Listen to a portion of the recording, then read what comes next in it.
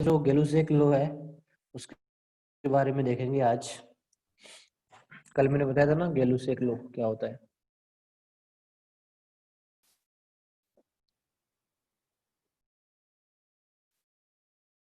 गेलुसेक law, ठीक है। तो गेलुसेक लॉ का क्या स्टेटमेंट था, इसमें क्या चीज कांस्टेंट रहती है? एक तो वॉल्यूम और गैस का अमाउंट मतलब मोल, ये दोनों चीज क्या होती है?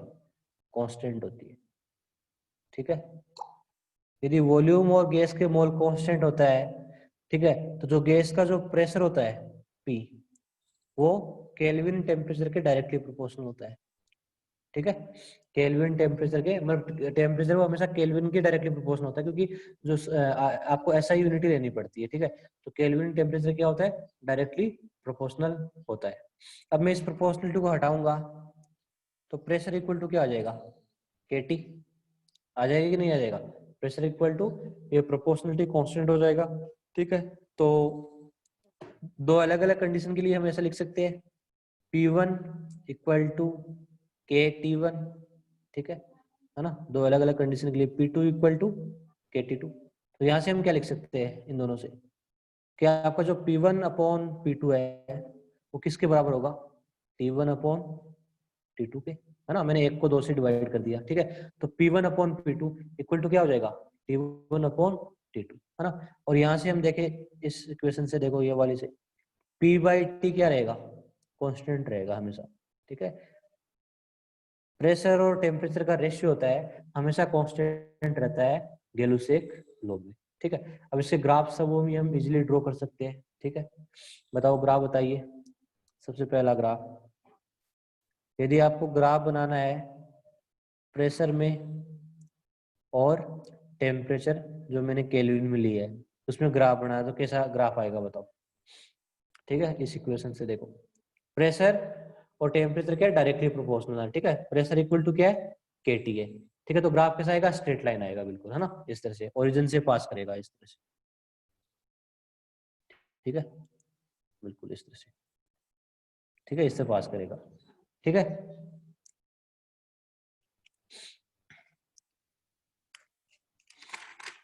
बाकी और ग्राफ देखें हम।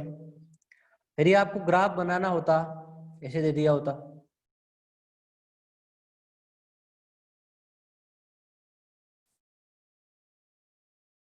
डॉटेड लाइन क्यों बनाई है? देखो डॉटेड लाइन बनाने का क्या मतलब है, यहाँ पे मैंने डॉटेड लाइन इसलिए बनाई है, ध्यान दो इधर, ठीक है। ये इसलिए दिखाया जाता है, देखो एक्चुअली में यहाँ पे क्या होता है, ओरिजिन पे क्या होता है?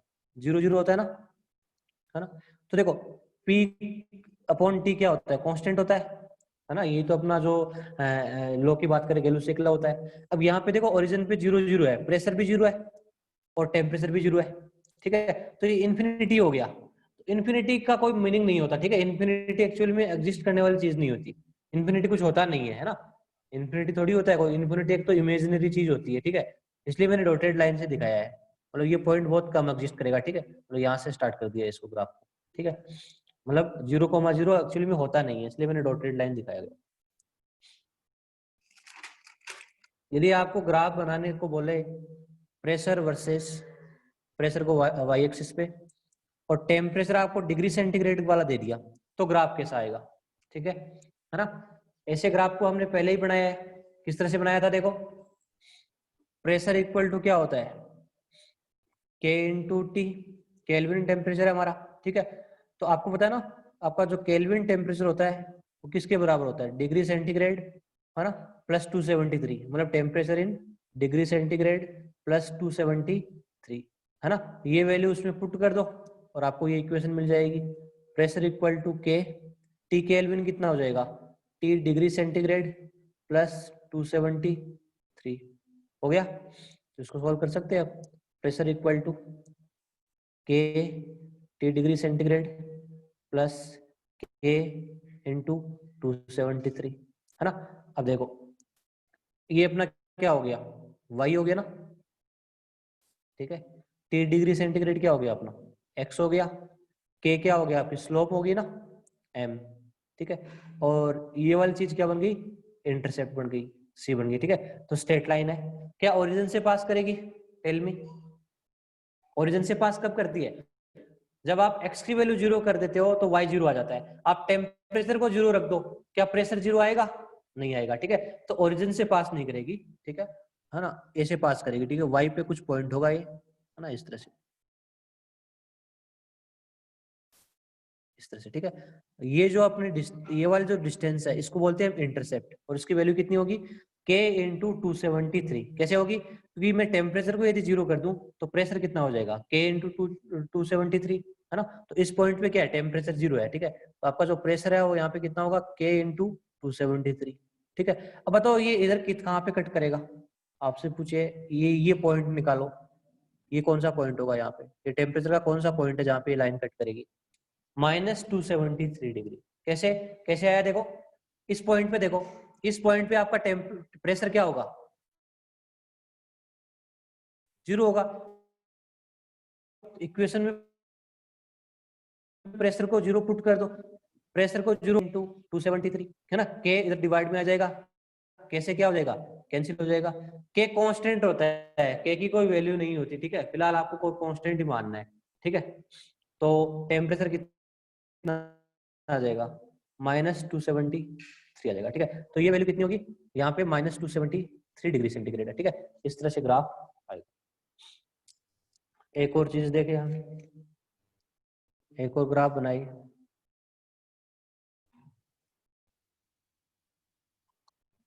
वाई एक्सिस पे मैंने पीटी ले लिया, ठीक है, और एक्सिस के मैंने टी स्क्वायर ले लिया, ठीक है। बताओ अब ग्राफ कैसा आएगा? वाई एक्सिस पे मैंने पीटी ले लिया, ठीक है, एक्स एक्सिस पे मैंने टी स्क्वायर ले लिया। तो देखो आपको क्या करना है, जो भी लो है उसकी इक्वेशन को लिख लो। प्रेशर और टेम्परेचर का रिलेशन जो बताता है वो लिख लो। प्रेशर इक्वल टू क्या होता है? केटी होता है, सबको पता है ना। अब क्या करना, आपको मैनिपुलेट करना है। कैसे करना है? वाई एक्सिस पे क्या है? पीटी है ना, बट आपके पास तो यहाँ पे ओनली प्रेशर है, ठीक है। तो इसको पीटी कैसे बनाएंगे?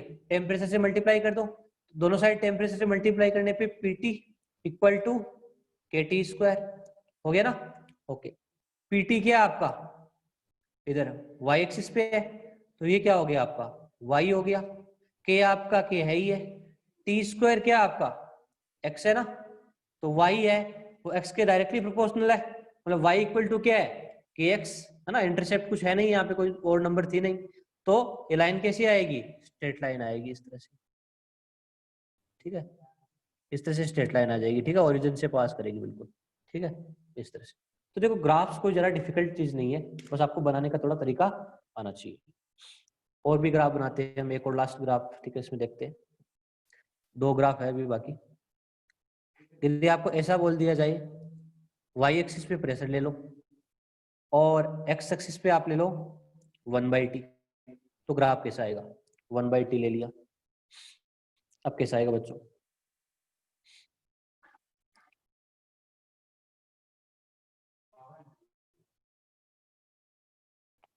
ठीक है, तो बनाने का क्या तरीका है? वही, प्रेशर इक्वल टू क्या होता है? केटी होता है ना। ओके, तो देखो यहाँ पे तो आपका प्रेशर है और यहाँ पे आपका 1/t दिया हुआ गिवन है, क्योंकि आपके पास तो यहाँ टी है ना। तो हम क्या करेंगे, टी को 1/t में कैसे बदलते हैं? इस तरह से, ठीक है, डिवाइड कर दो ऐसे 1/t से, है ना, ऐसे डिवाइड कर दिया मैंने, है ना। टी को मैंने क्या लिख दिया? कैसे डिवाइड करके 1/t लिख दिया, ठीक है। तो एक ही बात है ना, ये टी ऊपर चला जाएगा तो सेम इक्वेशन आ जाएगी, है ना। तो ये क्या अपना पी क्या हो गया? अपना वाई हो गया, और ये क्या हो गया? अपना एक्स हो गया। तो y इक्वल टू है के वाई एक्स, है ना। तो y है वो x के इनवर्सली प्रोपोर्शनल है, ठीक है। तो ग्राफ कैसा आएगा? रेक्टेंगुलर हाइपरबोला आ जाएगा इस तरह से, ठीक है। ऐसा ग्राफ आता है इनवर्सली प्रोपोर्शनल का, ठीक है, बिल्कुल इस तरह से करेंगे। एक और ग्राफ बता देता हूँ मैं आपको, ln वाला, ठीक है। लॉग का ग्राफ दे दिया आपको, ठीक है, इधर log p versus log t।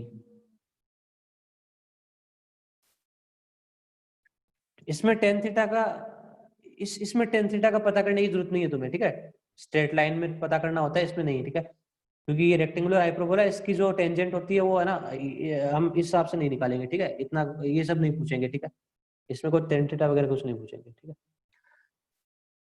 अब इसमें देखो ग्राफ कैसे बनेगा, log p और log t में सिंपल सी चीज है। देखो क्या रिलेशन होता है, प्रेशर इक्वल टू क्या होता है, केटी होता है। जब लॉग है यहाँ पे तो लॉग ले लो दोनों तरफ, है ना, इस इक्वेशन का लॉग ले लो, लॉग पी इक्वल टू क्या हो जाएगा, लॉग केटी, है ना, ठीक है। तो log p equal to multiply में होता है तो क्या हो जाता है, प्लस में हो जाता है ना, log k plus log t, है ना। जब भी दो नंबर आपस में मल्टीप्लाई होती है log में तो क्या होती है, एडिशन में आ जाती है, ठीक है। अब आप कर ही सकते हो इजीली, है ना, कैसे, log p क्या आपका y की तरफ है तो ये क्या बन गया, y बन गया। log t क्या आपका x की तरफ है तो log t क्या बन गया आपका, x बन गया, ठीक है। और ये log k क्या है आपका, इंटरसेप्ट हो गया c, ठीक है। और स्लोप यहाँ पे कितनी है, 1 है ही है ना, बिल्कुल, है ना, स्लोप क्या है, 1 है, क्योंकि log t के मल्टीप्लाई में कोई नहीं है, ठीक है, 1 है, तो स्लोप आपकी 1 है। तो आपको बताओ स्लोप क्या होती है, tan थीटा इक्वल टू कितना है, 1, थीटा कितना हो जाएगा, 45 डिग्री हो जाएगा, ठीक है। प्लस वाला दोबारा रिपीट करूं, देखो log के अंदर दो क्वांटिटी जब मल्टीप्लाई में होती है तो वो एडिशन में आती है, ठीक है। जैसे log k इंटू टी होता है ना, वो log k plus log t बन जाता है। यदि log k बाई टी होता तो log k minus log t हो जाता, ठीक है। ये log की प्रॉपर्टी होती है, देख लो ध्यान से सारे बच्चे, log x इंटू वाई है, ठीक है, तो बन जाता है log x plus y, log x plus log y, ठीक है। और log x बाई वाई होता, ठीक है, तो वो बन जाता है log x minus log y बन जाता है, ठीक है, ये प्रॉपर्टी है। थीटा यहाँ पे कितना है, 45 है ना। इंटरसेप्ट यहाँ पे 0 नहीं है, log के है, ठीक है। तो आपका ग्राफ कैसा आएगा, ऐसे स्ट्रेट लाइन आएगी, पॉजिटिव स्लोप, ठीक है। इंटरसेप्ट कितना आ जाएगा, ये log के, है ना। और ये जो थीटा है वो बच्चों कितना आएगा, थीटा कितना आएगा, 45 आएगा, ठीक है। इस तरह से ग्राफ बन जाएगा, ठीक है। स्लोप का आप इजीली पता कर सकते हो इसे कोरिलेट करके, y equal to M X plus C करके, ठीक है। m की वैल्यू यदि 1 है तो स्लोप कितनी होती है, थीटा कितना होता है, 45 होता है।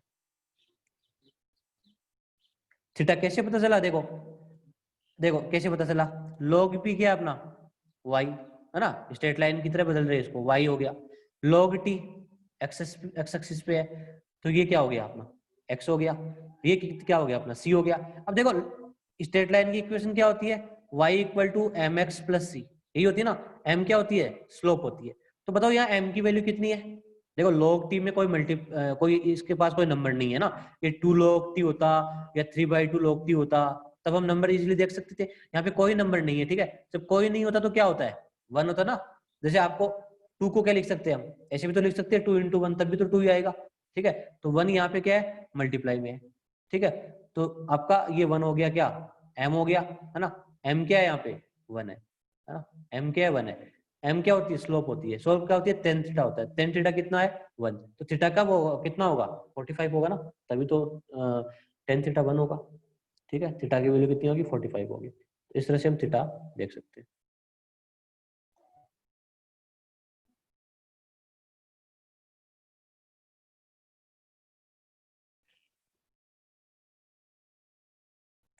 ठीक है, अब देखो एक एक्चुअली में ना मैंने नोट्स में जो चीज भेजी थी वो एक बार वो मैंने पढ़ाना एकदम भूल गया था, ठीक है। मतलब एक ग्राफ था आपका पहले, ठीक है, जो आपको मैं याद दिला दूं, ठीक है, ये वाला ग्राफ ध्यान दो, ये कौन सा लो था, चार्ल्स लो की बात है, ठीक है। ये नोट्स भेजा हुआ आपको, नोट्स में जो ये वाला ग्राफ है ना, इसके मैंने बताना भूल गया था, ठीक है, जल्दी जल्दी मैंने ये नीचे वाला बता दिया, ठीक है। तो ऐसा ग्राफ की बात करें, ठीक है, इसमें जो P1 P2 के बीच में क्या रिलेशन होगा, ठीक है, ये थोड़ा मैं आपको रिपीट करा देता हूँ, ठीक है, सारे बच्चों को, ठीक है। देखो, ठीक है, पीछे से है, पीछे वाला ग्राफ है चार्ल्स लो का, एक आपको ग्राफ ऐसे गिवन है, ठीक है,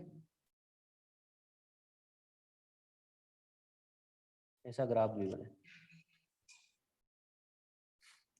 वॉल्यूम, ठीक है, और टेम्परेचर, है ना, ऐसे ग्राफ दिए है, 3 स्ट्रेट लाइन गिवन आपको, एक ये स्ट्रेट लाइन जो प्रेशर P1 पे बनाई गई है, ठीक है। जब इस स्ट्रेट लाइन को बनाया तो जितने भी पॉइंट्स थे सारों पे प्रेशर कांस्टेंट है, P1 है ना। स्ट्रेट लाइन कैसे बनती है, आप जो पॉइंट्स को मिलाते हो तभी तो स्ट्रेट लाइन बनती है, मैथ्स में बहुत सारे पॉइंट हो जाते हैं, उनको आपस में मिलाए तो एक लाइन में आ जाते हैं, तभी स्ट्रेट लाइन बनती है, ठीक है। तो यहाँ पे प्रेशर क्या है, P1 है, ठीक है।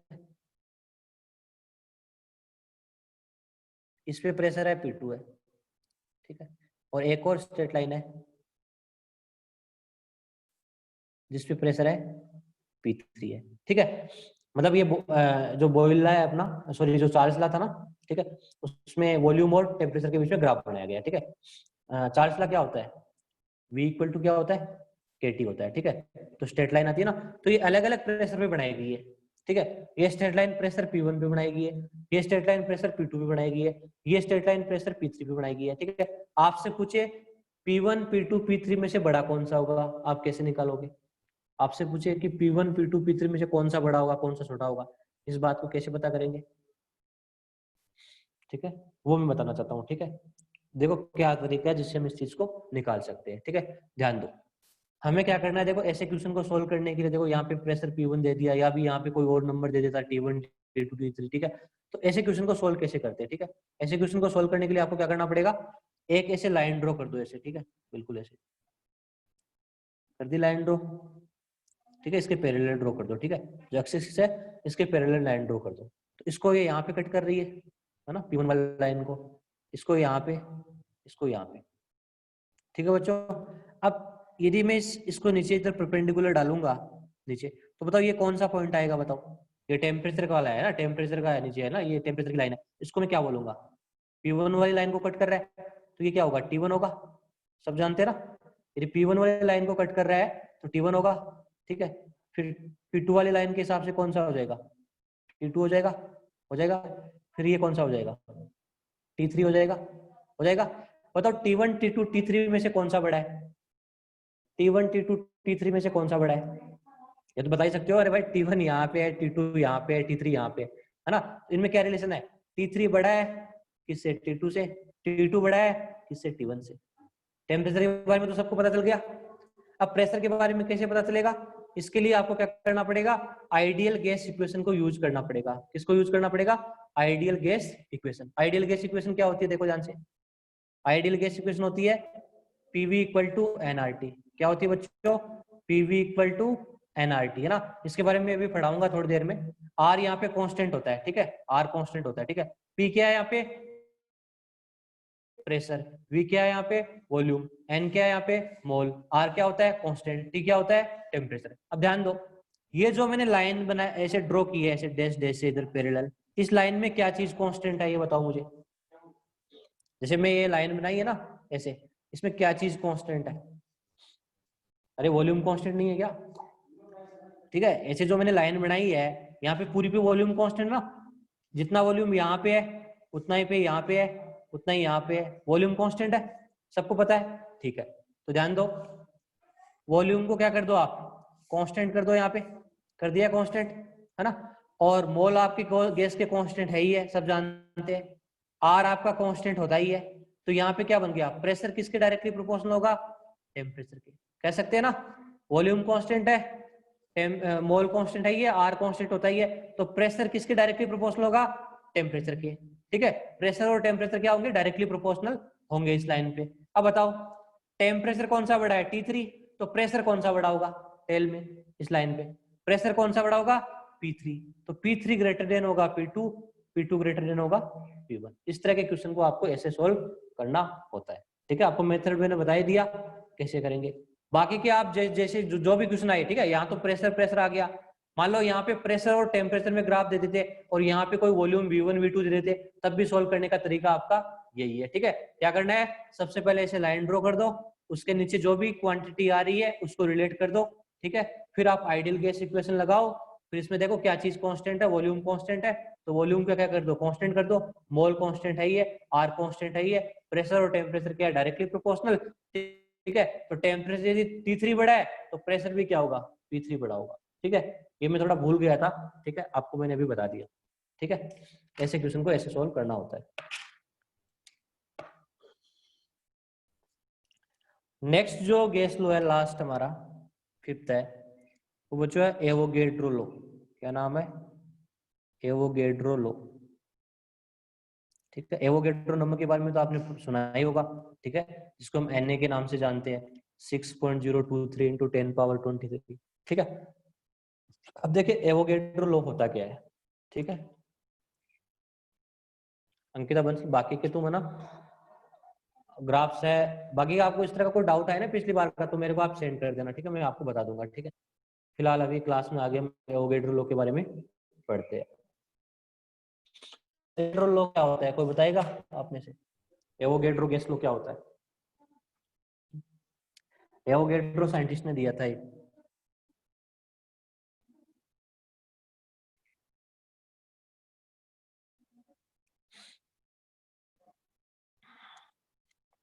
देखो ध्यान से, एक्चुअली मोल कंसेप्ट में भी यूज होता है ना, सारे बच्चे जो मोल पढ़ के आए हैं, ठीक है।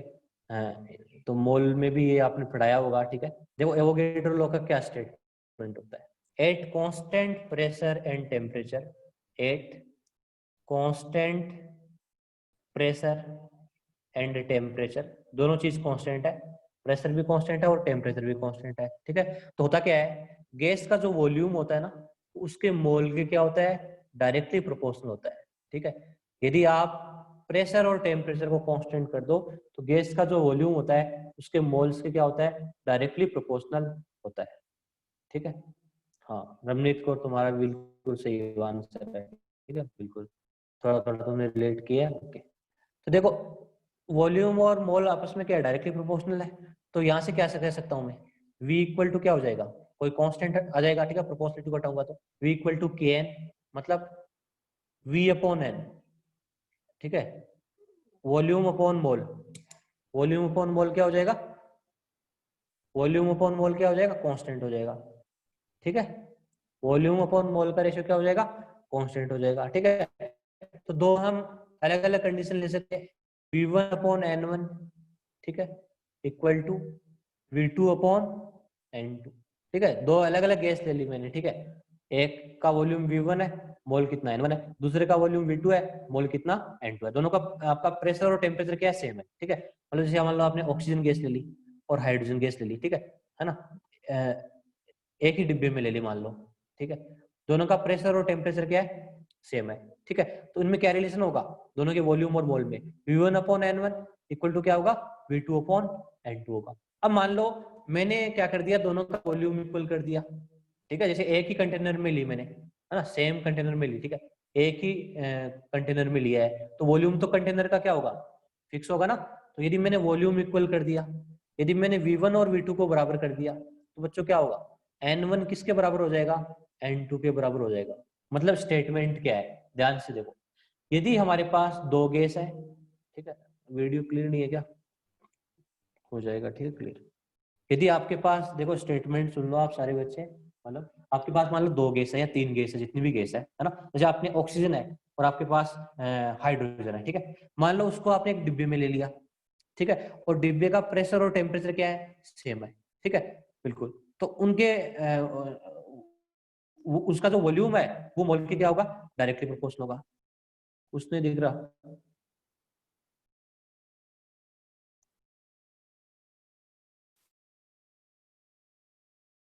एक मिनट, ठीक है, थोड़ा सा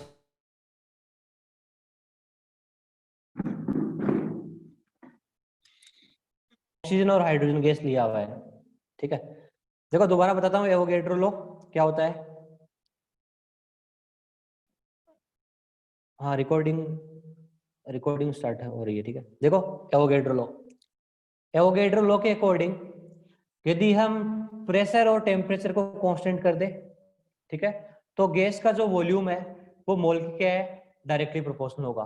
गैस का वॉल्यूम है वो मोल के क्या होगा, डायरेक्टली प्रोपोर्शनल होगा। तो वॉल्यूम इक्वल टू क्या हो जाएगा, K इंटू एन, ठीक है। तो V अपॉन एन क्या हो जाएगा, कांस्टेंट हो जाएगा, मतलब वॉल्यूम और मोल का रेशियो क्या हो जाएगा, कांस्टेंट हो जाएगा, ठीक है। तो दो अलग अलग कंडीशन ले लेते हैं हम, ठीक है, दो अलग अलग गैस है, मान low volume V1 upon N1 क्या हो जाएगा, V2 अपॉन N2, क्योंकि V अपॉन N क्या है, कांस्टेंट है, तो हम क्या लिख सकते हैं, V1 upon N1 equal to V2 upon N2, ठीक है। तो मैंने क्या कर दिया, दोनों का वॉल्यूम बराबर कर दिया, मान लो यदि मैं दोनों गैसेज का वॉल्यूम बराबर कर देता हूँ, दोनों गैसेज को एक ही कंटेनर में ले लेता हूँ जिनका वॉल्यूम क्या है, सेम रहेगा, ठीक है। या दोनों का दोनों को एक ऐसे कंटेनर में लेता हूँ जिन दोनों कंटेनर का वॉल्यूम क्या हो, सेम हो। जैसे दोनों गैसेज को हम दो बराबर बराबर कंटेनर में ले लेते हैं, जिनका दोनों का वॉल्यूम क्या हो, सेम हो, है ना। इसका वॉल्यूम V1 है, इसका वॉल्यूम V2 है, तो दोनों का वॉल्यूम क्या हो, बराबर हो, ये हम इनको एक कंटेनर में ले ले, ठीक है।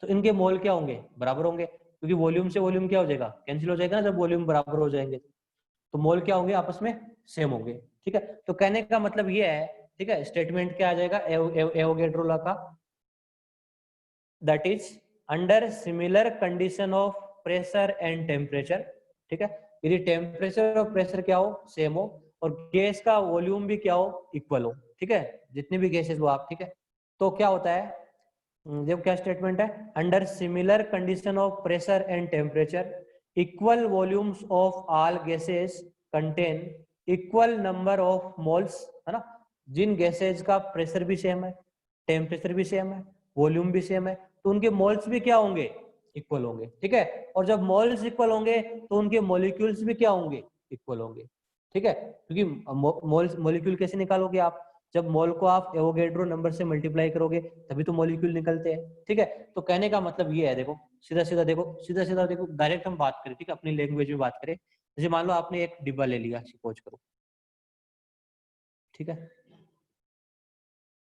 ना, डिब्बा ले लिया, ठीक है, 2-3 डिब्बे ले लिए मैंने आपको, ठीक है, बराबर बराबर क्वांटिटी के, थोड़ा बड़ा ले लिया, मैं छोटे से ले लेता हूँ, ठीक है, इधर देख लो, ठीक है, 3 डिब्बे ले लिए मैंने, ये डिब्बा ले लिया एक, ये दूसरा ले लिया, ये तीसरा ले लिया, ठीक है, इसमें भर दी मैंने कौन सी गैस, ऑक्सीजन, इसमें भर दी मैंने कौन सी, हाइड्रोजन, इसमें भर दी मैंने कौन सी, नाइट्रोजन, टेम्परेचर क्या है इसका, 25 डिग्री सेंटीग्रेड है, इसका भी कितना है, 25 डिग्री सेंटीग्रेड है, इसका भी कितना है, 25 डिग्री सेंटीग्रेड है कि नहीं है, और यहाँ मैंने वॉल्यूम ले लिया 1 लीटर, यहाँ पे भी 1 लीटर, यहाँ पे भी 1 लीटर, ठीक है, तो टेम्परेचर सेम है ना, और आपका वॉल्यूम भी क्या है, प्रेशर भी सेम ले लेते हैं, देखो 1 एटीएम यहाँ पे, ठीक है, 1 एटीएम यहाँ पे और 1 एटीएम यहाँ पे, ठीक है, प्रेशर सेम कर दिया, टेम्परेचर सेम कर दिया, और मैंने वॉल्यूम भी क्या कर दिया, इक्वल कर दिया, तो बताओ मोल बराबर होंगे कि नहीं होंगे, तो इनके मोल क्या होंगे, बराबर होंगे, इसके मोल मान लो N1 है, इसके मोल N2 है, इसके मोल N3 है, तो मोल क्या होंगे, बराबर होंगे, N1 बराबर होगा N2 के,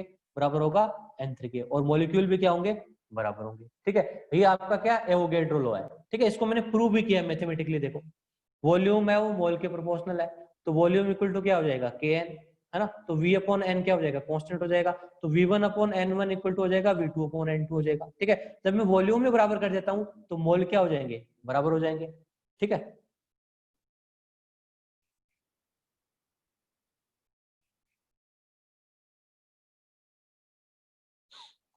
ठीक है, तो ये आपका एवोगैड्रो लॉ है। चलो एक आपको क्वेश्चन देता हूं मैं, ठीक है, आप देखते हो कितना समझ पाते हो, ध्यान रखे, एक छोटा सा एग्जांपल दे रहा हूँ एवोगैड्रो लॉ को समझने के लिए। मेरे पास 2 गैसेज है ना, मेरे पास है 22.4 लीटर है, NH3 है, क्या है, NH3 है, 298 केल्विन, है ना, और 1 atm प्रेशर है कि नहीं है, और दूसरी गैस है मेरे पास 22.4 लीटर है, कौन सी गैस है मेरे पास, ओजोन गैस है, ठीक है,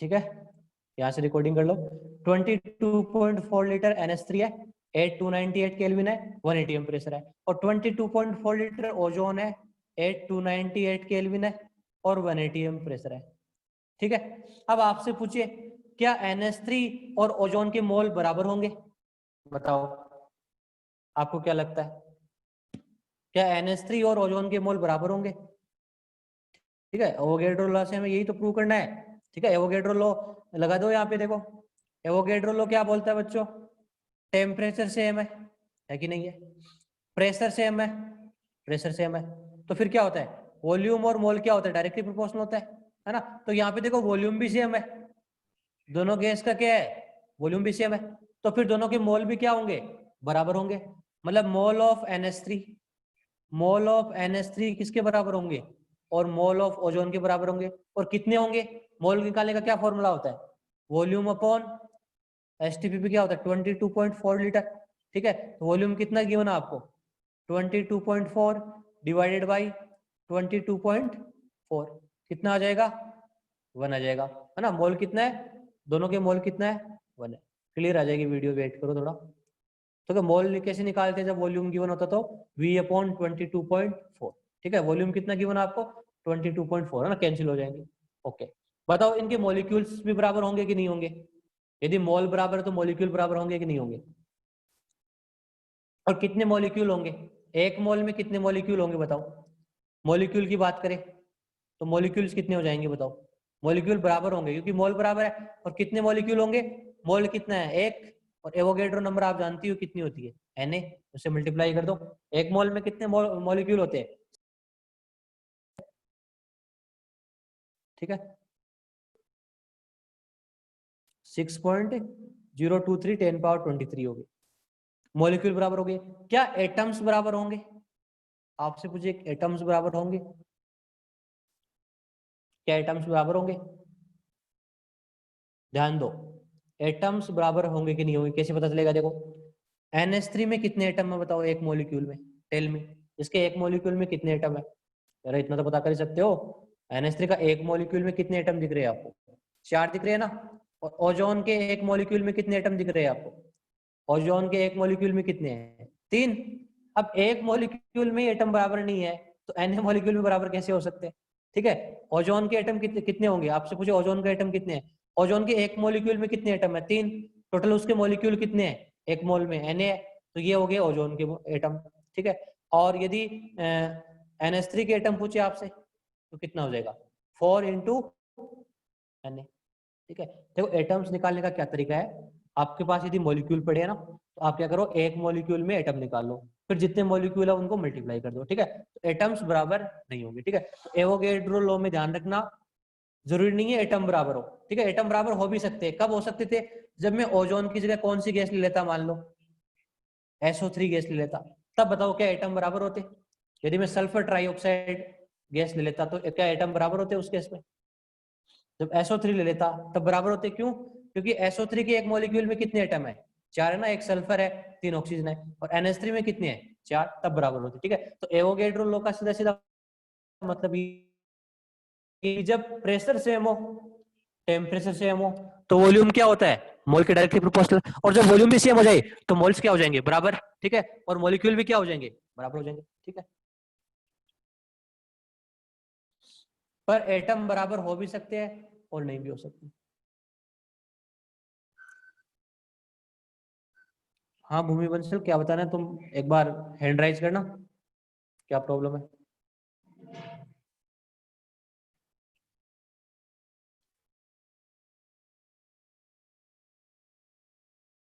हाँ बोलो। सर जो V इंटू एन के बाद बता दो, थोड़ा सा रिपीट कर दो। ये समझ में आ गया? मोल निकाल लिया मैंने। Yes sir. मोल कैसे सर निकालते हैं वो जब वॉल्यूम गिवन है तो? ये वाला, सर इसके थोड़ा सा ऊपर वाला। ये वाला, सर इसके थोड़ा सा नीचे वाला। ये वाला। Yes sir, yes sir. देखो टेम्परेचर क्या है? दोनों का सेम है। प्रेशर भी यस क्या सर, है? सेम है, ठीक है। सेम है, तो वॉल्यूम भी क्या दिया आपको? सेम गिवन है, तो दोनों के मोल सेम बराबर है। होंगे कि नहीं होंगे बता? तो moles of sir, NH3 equal to mole of ozone हो गए। और मोल कैसे यस सर, निकालेंगे? वॉल्यूम दोनों का क्या है? बराबर है ना, ठीक है। तो मैंने यस वॉल्यूम सर, ले लिया, अपॉन 22.4 से आप डिवाइड करते ही हो, तो मोल कितने आ गए? 1, ठीक है। यस सर, अब मॉलिक्यूल कैसे निकालते हैं, है ना? मोल को मल्टीप्लाई कर दो Na से, तो ये मॉलिक्यूल हो गए। दोनों के यस सर, मॉलिक्यूल भी क्या होंगे? बराबर होंगे, बिकॉज दोनों के मोल भी यस क्या है? सर, बराबर है। अब एटम्स कैसे निकालेंगे? एटम में देखो, इसके एक मॉलिक्यूल में कितने एटम है? 4। इसके एक मॉलिक्यूल में कितने एटम है? यस 3। सर, तो इतने मॉलिक्यूल्स में कितने हो 3। जाएंगे? ठीक है, 3 इंटू Na हो जाएंगे ओजोन के। और NH3 के कितने यस हो सर, जाएंगे? 4 इंटू Na हो जाएंगे, है ना। 4 एटम्स इंटू बराबर एन। हो भी सकते हैं और नहीं भी हो सकते, डिपेंड करता है वो गैस की एटोमिसिटी कितनी है, ठीक है, उसमें एक मॉलिक्यूल में कितने एटम है, ठीक है। ये आपका Avogadro. Okay sir, thank you sir. Okay, अब हम बात करते हैं जितने भी हमने जो एज ए जो गैस लो पढ़े हैं उन सबको कंबाइन करके हम क्या बनाने वाले हैं? आइडियल गैस इक्वेशन बनाने वाले हैं, ठीक है। सारे बच्चे ध्यान दो, नेक्स्ट पढ़ेंगे हम ideal gas equation. Ideal gas equation ठीक है, ओके। तो आइडियल गैस इक्वेशन है, ठीक है। पहले लॉ कौन सा पढ़ा था? चार्ल्स लॉ, ठीक है। मैं दोबारा लिख रहा हूँ, चार्ल्स लॉ। चार्ल्स लॉ का स्टेटमेंट क्या था? क्या कांस्टेंट था चार्ल्स लॉ में? प्रेशर कांस्टेंट था। क्या कांस्टेंट था? प्रेशर। और मोल भी तो कांस्टेंट थे, मोल भी कांस्टेंट थे, ठीक है। तो क्या स्टेटमेंट था? वॉल्यूम है वो टेम्परेचर के क्या था? Directly proportional. चार्ल्स लॉ था। फिर आपका बॉयल्स लॉ था, बॉयल्स लॉ था। बॉयल्स लॉ में क्या कांस्टेंट था? टेम्परेचर, ठीक है। टेम्परेचर कांस्टेंट था, ठीक है। तो स्टेटमेंट था P is inversely proportional to V, ठीक है। फिर थर्ड आपका गेलुसेक लॉ, ठीक है। उसमें क्या कांस्टेंट था? उसमें वॉल्यूम क्या था? कांस्टेंट था, ठीक है। तो वो क्या हो जाएगा आपका? P is directly proportional to T, हो गया। लास्ट लास्ट में कौन था? एवोगैड्रो। एवोगैड्रो, एवोगैड्रो में क्या कांस्टेंट था? प्रेशर भी कांस्टेंट था और टेम्परेचर भी था। तो वॉल्यूम किसके डायरेक्टली प्रोपोर्शनल होता है? मोल के। अब आपके पास ये 4 गैस लो है, इन सारों को आप कंबाइन करोगे, क्या कंक्लूजन निकाल सकते हो बताओ मुझे? चारों को हम कंबाइन करें, ठीक है, कंबाइन करके सोचे तो क्या कंक्लूजन निकल सकता है? क्या मैं यहां से ऐसा बोल सकता हूं कि जो पीवी है वो डायरेक्टली प्रोपोर्शनल होगा एनटी के? कह सकता हूं क्या? सही बात है, बताओ। देखो, वॉल्यूम है मोल के डायरेक्टली प्रोपोर्शनल है, ये लो आ गया। प्रेशर है वो टेम्परेचर के डायरेक्टली प्रोपोर्शनल है, ये लो आ गया, ठीक है। वॉल्यूम है वो टेम्परेचर के है, ठीक है, ये चार्ल्स लो आ गया, ठीक है। और प्रेशर और वॉल्यूम इनवर्सली प्रोपोर्शनल है। यदि मैं वॉल्यूम को इधर ले जाऊं नीचे डिवाइड में, बिल्कुल, तो पीवी है वो डायरेक्टली प्रोपोर्शनल क्या होता है? एनटी के, है ना। पीवी हो गया वो डायरेक्टली प्रोपोर्शनल इसके हो गया एनटी के। तो प्रोपोर्शनलिटी को जब हटाते हैं तो यहाँ पे कांस्टेंट आ जाता है जिसको हम आर बोलते हैं, है ना। तो पीवी इक्वल टू हो जाएगा आर एन टी, है ना, आर एन टी, है ना। इसको अच्छा थोड़ा प्रोनाउंसिएशन के लिए ऐसे लिख देते हैं PV equal to n R T, ठीक है। एक ही चीज है। आर क्या होता है यहाँ पे? गैस कांस्टेंट, इसको बोला जाता है यूनिवर्सल, यूनिवर्सल गैस कांस्टेंट। मतलब सब गैस के लिए इसकी वैल्यू बराबर होती है, चाहे कोई भी गैस ले लो आप। यूनिवर्सल गैस कांस्टेंट, ठीक है। आर क्या होता है? यूनिवर्सल गैस कांस्टेंट, ठीक है। आर क्या होता है? Universal gas constant. इसकी वैल्यू क्या होती है वही बताता हूँ, ठीक है। ओके, अब देखो आर की अलग अलग वैल्यू होती है, ठीक है। देखो यहाँ से हम आर को देखें तो आर को क्या लिख सकते हैं हम इस इक्वेशन से? पीवी अपॉन क्या लिख सकते हैं? एनटी लिख सकते हैं, लिख सकते हैं नहीं लिख सकते, है ना। एनटी को डिवाइड कर दो इधर, है ना, आर इसके बराबर है तो इसकी यूनिट देखो, ठीक है। अलग अलग यूनिट्स में इसकी अलग अलग वैल्यू होती है। मैं सारी वैल्यू आपको यहाँ पे लिखा रहा हूँ, ठीक है। सारी आपको वैल्यू याद करनी है। सबसे पहले आर की वैल्यू होती है एक एटीएम में, यदि हम प्रेशर को एटीएम में ले तो इसकी जो वैल्यू होती है वो होती है 0.0821, हो गई, ओके। अब यूनिट क्या आएगी? प्रेशर को क्या लिया मैंने? एटीएम में, है ना। वॉल्यूम क्या आएगा आपका? लीटर में आएगा, तो एटीएम इंटू लीटर। मोल डिवाइड में हो रहा है तो क्या हो जाएगा? मोल इनवर्स आ जाएगा ना, डिवाइड में यहाँ पे इनवर्स आ जाएगा। और टेम्परेचर का क्या है? यूनिट क्या होता है? केल्विन, तो केल्विन इनवर्स, ठीक है। तो उसकी वैल्यू है वो आपको याद करनी है। और जो यूनिट हो जाएगी एटीएम, ठीक है, एटीएम प्रेशर की है, वॉल्यूम की यूनिट लीटर, एन की मोल इनवर्स, और टेम्परेचर केल्विन इनवर्स, ठीक है। यदि आपको प्रेशर एटीएम में गिवन हो क्वेश्चन में तो आपको आर की वैल्यू ये लेनी है ना। कैलकुलेशन के लिए इसको हम अप्रोक्सीमेटली 1/12 भी लिख सकते हैं। कैलकुलेशन को आसान करने के लिए इस वैल्यू को हम 1/12 भी लिख सकते हैं, ठीक है, अप्रोक्सीमेट वैल्यू, ठीक है, 1/12 भी लिख सकते हैं इसको, ओके। यदि आपको बार की बात हो, प्रेशर को आप बार में लो तो वैल्यू ये आती है 0.083, है ना। बार एटीएम की जगह क्या आएगा? बार, ठीक है। Litre, mole inverse, kelvin inverse, ठीक है, ये यूनिट्स आएगी। ये आपकी दोनों यूनिट्स है इस चैप्टर में बहुत ज्यादा यूज होगी, ठीक है। बाकी थर्मोडायनिक्स में एक और यूनिट यूज होती है, वो भी लिखा देता हूं मैं। आर की एक और यूनिट होती है 8.314 जूल, ठीक है, केल्विन इनवर्स, मोल इनवर्स, ठीक है। ये थर्मोडायनिक्स में ये वैल्यू ज्यादा यूज होती है, ठीक है, joule, kelvin inverse, mole inverse. ये इसकी ऐसा यूनिट है जो आगे थर्मोडायनिक्स में यूज होगी, अलग चैप्टर पढ़ेंगे उसमें। और इसको कैलोरी में ले हम, ठीक है, एनर्जी को हम कैलोरी में भी लेते हैं ना, तो तब ये हो जाता है 1.98, ठीक है ना, या अप्रोक्सीमेट 2, ठीक है, इसको 2 भी लिख सकते हो अप्रोक्सीमेट, ठीक है, और यूनिट हो जाएगी calorie, kelvin inverse, mole inverse, ठीक है। ये थर्मोडायनेमिक्स में यूज होगी, ठीक है, थर्मोडायनेमिक्स में, ठीक है। तो आपको ये ध्यान रखनी है कि आर की क्या क्या वैल्यू होती है, क्या क्या यूनिट्स होती है। हाँ 1/12 से भी आंसर आ जाएगा ऑलवेज, ठीक है, यदि आप 0.0821 को 1/12 लो तो भी ठीक है, ठीक है।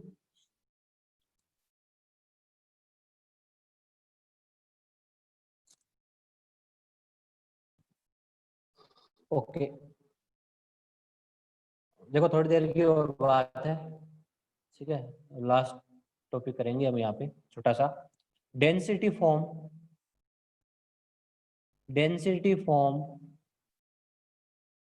Of ideal gas equation.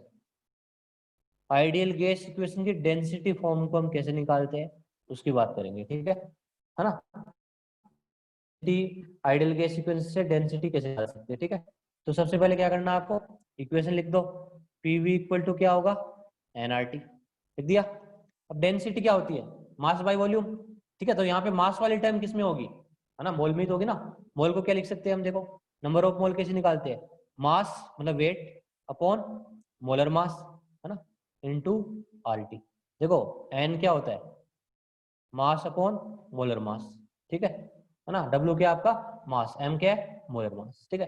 अब इसको थोड़ा एम को आप इस साइड में ले आओ तो मल्टीप्लाई में आ जाएगा, वी क्या आ जाएगा, वेट के डिवाइड में आ जाएगा, ठीक है, इनटू आर टी।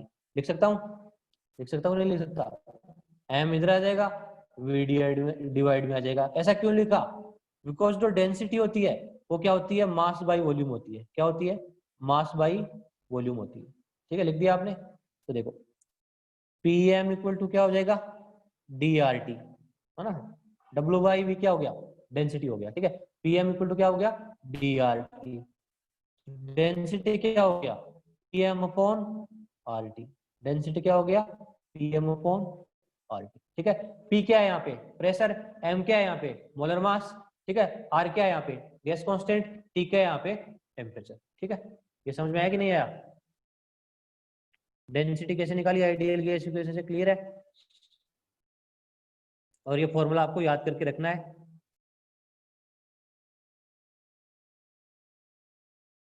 ठीक है। देखो एग्जाम में कैसे क्वेश्चन आते हैं, ठीक है, आपको थोड़ा बहुत उनके बारे में आइडिया दूं, ठीक है। एक्चुअली में ये तो छोटी सी इक्वेशन है और इससे आपको ऐसे क्वेश्चन घुमा के बना देंगे, ठीक है। जैसे मान लो एग्जाम्पल में क्वेश्चन बना दूं, ठीक है, यहाँ से देखते हैं कौन बच्चा सॉल्व कर पाता है। ये आपकी इक्वेशन है ना, मैंने बोल दिया कोई गैस है आपके पास, कार्बन डाइऑक्साइड मान लो, उसका प्रेशर है, जैसे कार्बन डाइऑक्साइड गैस है, ठीक है, उसका प्रेशर आपको बोल दिया कांस्टेंट है ना, प्रेशर है वो कांस्टेंट है, चेंज नहीं हो रहा, ठीक है। और प्रेशर कांस्टेंट है तो बताओ डेंसिटी और टेम्परेचर में कैसा ग्राफ आएगा, यदि प्रेशर वेरी नहीं हो कार्बन डाइऑक्साइड गैस का तो उसके डेंसिटी और टेम्परेचर में कैसा ग्राफ आएगा, बता सकते हो। शाबाश, हाइपरबोला, ठीक है। देखो प्रेशर को क्या कर दिया, कांस्टेंट कर दिया, चेंज नहीं हो रहा। मोलर मास तो हमेशा कांस्टेंट होता है किसी चीज का, होता है कि नहीं होता। आर क्या होता है, यूनिवर्सल गैस कांस्टेंट, ये भी कांस्टेंट हो गया। तो डेंसिटी किसके इनवर्सली प्रोपोर्शनल है, टेम्परेचर के। जब भी इनवर्सली प्रोपोर्शनल होता है तो ग्राफ कैसा आता है, ये डेंसिटी और टेम्परेचर में ग्राफ बनाए तो इनवर्सली प्रोपोर्शनल का ग्राफ कैसा आता है, कैसा आता है, होता है कि नहीं होता। ऐसे क्वेश्चन बना देते हैं एग्जाम में, ठीक है। जरूरी नहीं है टेम्परेचर के साथ बढ़ाई, मैं ऐसा बोल देता था टेम्परेचर आपका कांस्टेंट है, प्रेशर वेरी कर रहा है, तो बताओ डेंसिटी और प्रेशर में कैसा ग्राफ आता, टेम्परेचर कांस्टेंट हो जाता तब कैसा ग्राफ आता, स्ट्रेट लाइन आता बिल्कुल, ठीक है। टेम्परेचर यदि कांस्टेंट है, ठीक है, तो आपकी जो डेंसिटी और प्रेशर की क्या होती है, डायरेक्टली प्रोपोर्शनल होती है, ठीक है। ऐसे क्वेश्चंस आ सकते हैं, ठीक है। इनके बारे में देखो आपको मैं जरा नहीं बता सकता, ठीक है, मैं तो बस इतना ही बता सकता हूँ किस तरह से ग्राफ बनते हैं, आपके माइंड में आना चाहिए, ठीक है। जब भी एग्जाम में क्वेश्चन आए तो आपको लगना चाहिए, ठीक है, कि अगला क्या पूछ रहा है, ठीक है, इसके हिसाब से आप ध्यान रखो। अब एक छोटा सा क्वेश्चन करते हैं, आपको एक न्यूमेरिकल देता हूं मैं, देखते हैं कौन कौन करता है, ठीक है। सॉल्व करो इसको, डायरेक्ट वैल्यू पुट करनी है इक्वेशन में। क्वेश्चन नंबर फर्स्ट, कॉपी और पेन उठाओ अपना, क्योंकि इस चैप्टर में आपको कॉपी और पेन की बहुत ज्यादा जरूरी पड़ेगी, रफ कॉपी। क्वेश्चन क्या है देखो, 5.75 gram of A gas at, बस वीडियो क्लिक नहीं है तो मेरी आवाज सुन लो, ठीक है। 5.75 gram of A gas at 55 degree centigrade and 0.94 atm pressure occupy 3.5 litre volume, calculate molar mass of gas. मतलब क्वेश्चन क्या गिवन है, मैं आपको डाटा देता हूँ। देखो इधर एक गैस है, उसका मास दे रखा आपको, वेट दे रखा कितना, 5.75 ग्राम, ठीक है। और उसका टेम्परेचर गिवन है आपको 55 डिग्री सेंटीग्रेड, ठीक है। और इसका जो प्रेशर है वो गिवन है आपको 0.94 atm, ठीक है। और वॉल्यूम गिवन है आपको 3.5 लीटर। बताओ उसका मोलर मास क्या होगा, मोलर मास क्या होगा, बताओ कैसे निकालेंगे, ठीक है। कौन सी इक्वेशन यूज करेंगे, वेट दे दिया, टेम्परेचर दे दिया, वॉल्यूम दे दिया, प्रेशर दे दिया, मोलर मास पूछा है, बताओ क्या यूज करेंगे, कौन सी इक्वेशन यूज करोगे आप।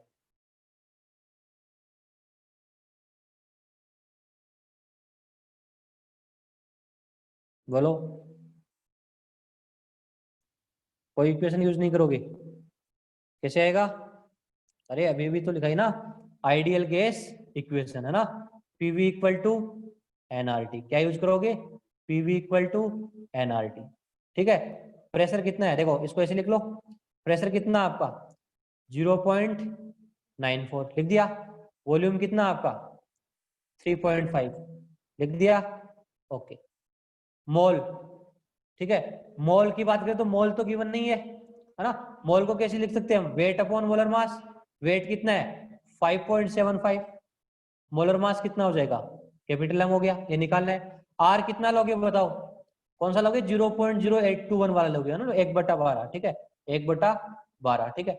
और टेम्परेचर कितना लोगे देखो 55 डिग्री सेंटीग्रेड है, तो उसको केल्विन में चेंज कर लो। केल्विन में चेंज कितना हो जाएगा, 55 + 273 कितना हो जाएगा 8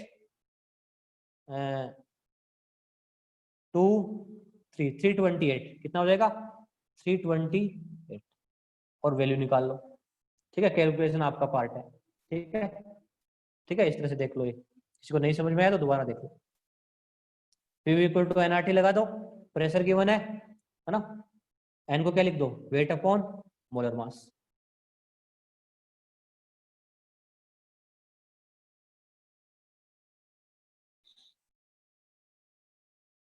ये सिंपल सा क्वेश्चन है, ठीक है, नॉर्मल सा।